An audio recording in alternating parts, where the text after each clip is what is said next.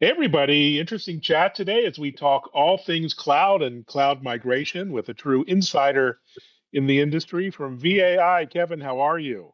All right, doing well. How are you, Evan? I'm good. Just enjoying our last weeks of summer here in Boston. Maybe introduce yourself and the mission at VAI and a little bit about your bio and background to the current day as CIO. Sure. Well, first, I'm the CIO of VAI. VAI is Vomitech Associates Inc., but we go by brand wise as VAI. We are an ERP software vendor, so we author our own ERP software. We're in the mix with the typical usual suspects. The few dozens of us that are usually out there. That's we've been doing this since. I think 47 years now. So Wow. we've been around for quite a bit. So, and from the standpoint of the markets, it's North America is most of it. Canada, U.S., Central America, Caribbean, but we do have customers scattered all around the world, Middle East, and over in oceanic areas, and so on. Markets are usually distributors, manufacturers, and we have a couple of specialties, which is pharmaceuticals and food processing. Both of those are unique, both regulated by the FDA, so there's some similarities between the two. Also, I guess from the standpoint of, we're usually mid-market, meaning 50 to 500 million is probably the average size, but we have smaller than that, and plus we have multi-billion dollars up to about 10 or 15 billion. So we run the mix, see a lot. The other aspect also is back, I guess, during the economic meltdown in 2007 or so, we saw, things were different. When the economy goes bad, you see a lot of startups. So we started our cloud business back in 2009. So it was SaaS based because SaaS back then, you didn't have to show it on your books. So it was beneficial for a lot of them. Today you do have to show it as debt, but back then you didn't. So, but yeah, we got into the cloud business back then, evolved it. We grew from a first generation into a second generation. Now we're actually starting our planning on our third generation. It just never stops. But and we've moved from SaaS to platform as a service, so we offer both now, depending on the needs of users and so on. So, and things have been very, very busy, as with everybody out there. What's going on right now keeps us very busy in the world. Yeah, that's a great story. Great to hear. And what's going on is, everyone has moved or is moving to the cloud, including ERP, which seems like the last bastion of customer Yes. premises kind of applications. One, why has it been slower than maybe other applications? Uh, And what's happening now as we speak in terms of that migration? yeah, I guess sometimes years ago you heard the word, ERP customers, and they tend to be conservative in IT. Some used to refer to them as laggards, the tail end of the innovation model. But it's just based on ERP. It runs everybody's businesses. It's without it, it's the heart and brains of everything in a business. So it's people have to be sure of things. And, it was easy in the early days of cloud.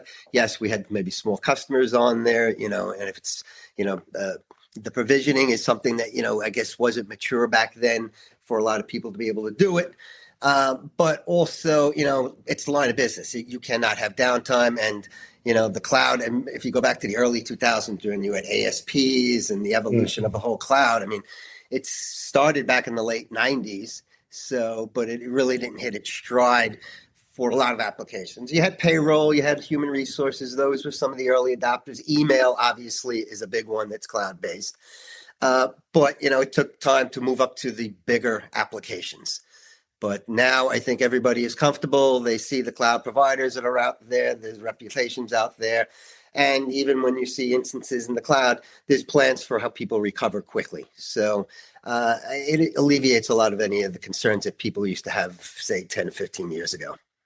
Yeah, definitely. And is it mainly still a cost benefit analysis in terms of moving to the cloud, or I think probably other advantages? What do you Uh, see in terms of many it's benefits? it's expanded. I mean, initially it was that way when you looked at, say, SaaS or PaaS, or even if you're doing infrastructure as a service. Now, big driver probably is more at the forefront is people's minds is security. from the standpoint, what can they do for security, what they can do for availability. One of our offerings always include high availability, multiple data centers, but there's the security aspect too. One of our most recent additions when we upgraded our SANs was quantum safe encryption. So trying to plan in advance. These are, it's very difficult, to deploy a lot of the more advanced software today. It's not, 30 years ago, you bought one server, you loaded it up, you might have connected some PCs or terminals, and that was it. They're complicated, they're multi-layered. Plus, there's the security aspects of it. It has to integrate to so many other platforms now. It's so commonplace for hybrid applications, whether you're on premise or in the cloud. You're going out to a service, a taxing service, various other services that you might be interfacing, marketing applications, things like that.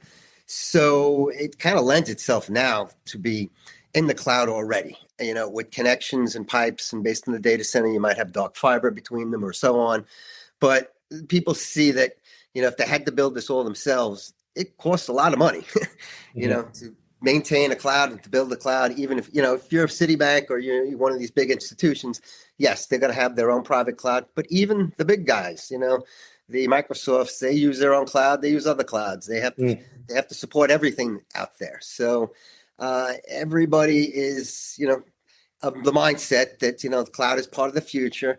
With the most recent, say past couple of years where AI just took off, to deploy AI yourself, it's much easier to connect to a cloud instance of AI. You can grow into it gradually. Instead of having to sit there and deploy a lot of servers and figure everything out yourself, you gain the benefit of other people's experience.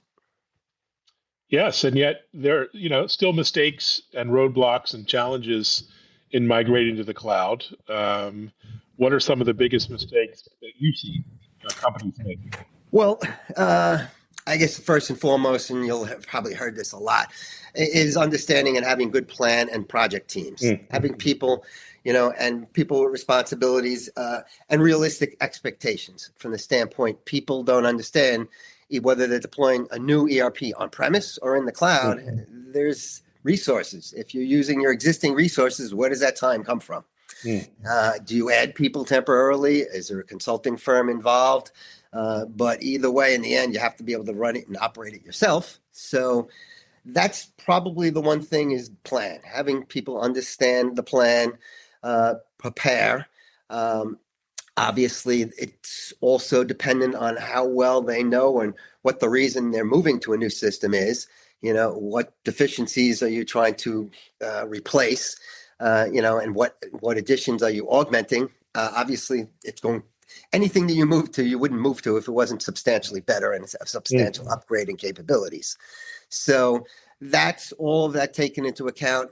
Is more of it, the human factor probably tends to be the one thing that that you have to spend the most amount of attention on. Yes, there's new technology to potentially learn, but if you're moving to the cloud, many times the requirement to know that new technology hopefully is all being taken care of by the cloud provider, and that you can get to your get onto with business. Yeah, well, that would be nice, getting on with business. And you mentioned cloud, can make a company more secure. It can also open up new threats and new vulnerabilities that have been unknown in the past. Well, how do you see that evolving? Because, a lot of cloud security vendors out there trying to fix various challenges. Yes, you're right. And the first thing we always say to our customers, is just because you move to the cloud, that doesn't mean your local network security and management goes away. It's just as important as ever. You still need to maintain, up-to-date firewalls. You still have to patch your systems because we do see for our customers that are in our cloud, the attack vector has always been their network. We block at the edge, but we've had customers who have been hit with ransomware attacks and so on. And we have, obviously, we spend a lot of money and we do a lot of layers of security to be able to block that. But yes, that is, and obviously clouds are under attack all the time. Everybody's under attack. I mean, people are probing, port knocking every day. I mean, it goes back to the first days of the internet, in the 90s that people were always probing and prying. So you want to make sure that you've got vendors who keep all their equipment up to date, to security, patching. We monitor CVEs and KEVs on a daily basis. We have various different companies and people we deal with from a security standpoint, whether it's legal, whether it's risk analysis, whether it's scanning, vulnerability scanning. All of that has to be done on an ongoing basis. We're doing it all the time. So yeah, the rest of the weary for sure. We have whole conferences about it, including Black yeah. Hat, which is happening this week. And the promise of the cloud, of course, is scalability, which is amazing to see in action. But there's also a lot of cloud sprawl and overspend on cloud computing. The whole category of companies and FinOps, just looking at financial spending on the cloud. How do you think about managing costs in the cloud and not letting it get out of control as well? Yes, that can be. And we see it more with our install base, since our cloud only hosts our software. Right. We're not hosting email or anything like that. So the spend limit on us is predictable. It's known, and we don't do metered billing in our instance because it is ERP. You'll see more of those. You'll see a lot of other options maybe in the business world, ERP wise, where metered billing might not make sense for, someone who might have 5,000 employees or something like that. You will get a negotiated contract price and so on and so forth. But yes, there is many benefits to the cloud from the standpoint. One of the biggest uses of the cloud is software development. You don't need to buy your own equipment to write some software. If you're people who are doing AI programming now, they're not buying equipment, they're jumping on a cloud account. So you will see, if you don't control, any kind of developers or things like that, there can be that type of sprawl. You can also we see with our customers, like the marketing department, they might want to connect to this cloud. The payables or purchasing or whatever might want to connect to various other clouds, interfacing to. So somebody has to just have an understanding, like you said, not to sprawl and not to keep, because it's so easily, integratable now, that yes, you can have a lot of people going and connecting to a lot of different clouds. If you're standing up your own cloud, yes, you can always have to pay attention to who's spinning up what and how many instances. And there's still software charges to who's ever hosting the cloud behind the scenes, whether it's virtualization software and so on. So, got it. Yeah. And so, once you're in a cloud environment, I guess you've reached nirvana, but you still have challenges as a CIO. What are some of the day-to-day challenges you see your customers navigating, and yourself? What do you kind of continually have to overcome? Like what you said, nirvana. Well, in the computer world, and this, goes back to even software development, and the CEO here talking to some other CEOs, competitors and so on. It never ends. If you're developing software, it's just cycles. It's which cycle you're in. In the cloud, building the cloud, it's the same thing. It never ends. We finished this project. I just finished the SAN project, updating, to new Flash SANs in there. But we're on to the next and the next and the next. It just keeps going. And the security aspect is a daily thing. It's something that has to be in your mind daily now. It used to be, even 5 years ago, an IT director, a CIO, all right, that was just one of the things they dealt with, maybe quarterly or something like that. But security is something that, you really have to pay attention to, in all aspects. There's edge, perimeter, there's the various different, there's email, there's various different things you have to secure up. So, you have to stay in front of everything. You just have to know that, there's not going to be, a downtime where, we can cruise for a while. That just, the business world today is, it's, constantly changing, and, you don't want to be the ones that are trying to keep up. You want to try to be the ones that are at least with the pack or ahead of the pack. Got it. Well, that sounds like you're staying ahead of the pack. Cloud ERP is I guess the way ERP is now being done. Do you see the market continue to consolidate, steady state? You got the big giants still in the ERP space seem to be still there. But How do you see this market evolving I over the would next say years? you're pretty accurate on steady state. Yeah, So, the big guys are the big guys. We know them. We see them. We talk to each other. We see each other at events and things like that. There's always going to be a little movement around from, say, who owns what company and for what reason, because there's always other financial reasons behind right. who owns different companies. But I think all the consolidation in the ERP world has pretty much happened, in the past. At one point there was probably, what would be called business management software back in the day, where, there might have been, hundreds or thousands in a geo area that you might be picking from. I mean, there still are thousands of ERP vendors globally. I mean, there's an ERP vendor in Uruguay that services the Uruguay market. There's different ones in Southeast Asia and others. I mean, they do exist. Not everybody's using some of the big names that are out there. So, but from the standpoint of, say our North American market that we see, it's a pretty steady amount of, competitors that we're seeing out there. Yeah, I think that's probably to be expected.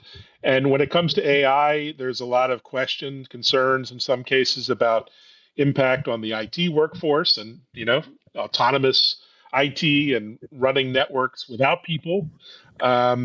What's your view on, AI, Gen AI, and its impact on your job and your team's job over time? Or do you see it as an opportunity, as a challenge to, the workforce? Are people, in your position, or maybe your IT practitioners concerned Um, by this trend? well, it is something that's an enhancement. It is something to be Mm. concerned, or actually you have to pay attention and, and also have realistic expectations. Mm. We had some basic AI going back to 2016, the original IBM Watson code. Mm. So it was more machine learning, and AI does go back decades. But with technology and progress, there's a lot of things that happen. A long, long time ago, before we were born, there was a job profession called the computer, and it was a human being computing. And eventually, machines came along and replaced them. And now there's more people having to support those computers than there ever was back then. So AI is going to come around. Yes, there's going to be certain jobs, that it's going to replace, or augment. But there's going to be other work that has to be done too. Everybody on their task, I'm sure you have plenty of things that you can't get to in a given day. So if you can have AI help you go after that, it's going to be beneficial. We're working with it. In fact, I was just on an AI call prior to this. We have a variety of different projects going on. Like I said, we've had some, like I would call like a Watson Gen 1 was their original AI. And now they have Watson X, which is, large language model and everything else and all that. You have to know where it's going to be beneficial, what it's useful for. Yes, from the standpoint of a developer, it's an incredibly good tool to speed things up. It's also good for code analysis. So there's a lot of immediate things where somebody might say, I don't want AI generated code running my business. Okay, but you might want AI code. You might want AI to check the security of your code or the feature and efficiency and so on and so forth. So there's a lot of different areas that can be looked at. A lot of what you see in the media is, originally was all about content creation, media, things like that, which is just phenomenal at. And that's where areas where there's a lot of concern, the music industry, arts, and so on. And that's going to probably require some level of control and some level of, I don't know if it would be regulation, but at least agreement as to how far something can go in that regards. When it gets to the business world, it's usually looked at it more as efficiencies and automation. Everybody's always looking for more efficiencies, more automations, either to compete. If you're a little guy and you want to compete against the big guy, it can be an equalizer.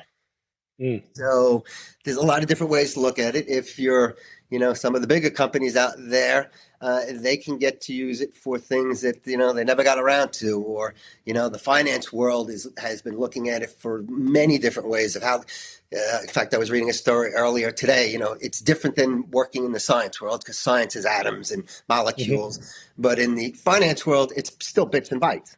It's a little bit more easier, predictable models that you can actually use. So, it's here, it's not going to go away, but it's also, whatever new technology hits, people have great expectations, and then eventually over time they just get used to it, and it just, oh, okay, this is just part of the way it is now.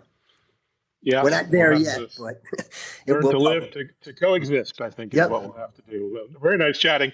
Really great update. I learned a lot, and thanks for joining. Really Sure. appreciate it. Yes. Very nice talking to you, Evan. And thanks Good time. everyone for listening and watching, sharing, and check out our new TV show, TechImpact.tv, now on Bloomberg and Fox Business. Thanks, Kevin. Thanks, everyone. Thank you. Thanks, everybody. Have a good day.